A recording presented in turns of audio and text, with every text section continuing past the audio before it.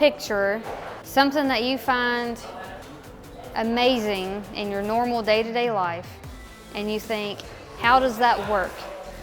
Well, this is where you learn how whatever that is works. I really just was really interested in advanced manufacturing and all that, probably because of family members that worked at Toyota. They recommended the class to me, and I took the class, and I instantly fell in love with it, specifically the programmable logic controllers, the PLCs. Right now, the certification that you're able to get is either a NOCTI electrical certification or a NOCTI machining certification. But we're working on, in the future, getting a FANUC certification. I'd say it's definitely took me out of my comfort zone, let me maybe do a few things that I never thought of I'd ever do. I didn't think I was going to college last year. I didn't think I'd be going to be doing what I am doing now. It really just caught me off guard and let me broaden my horizon of opportunities.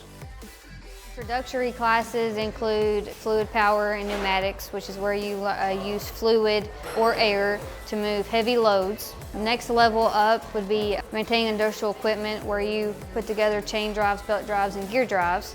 Programming PLCs, where you take a computer and you tell a machine what to do.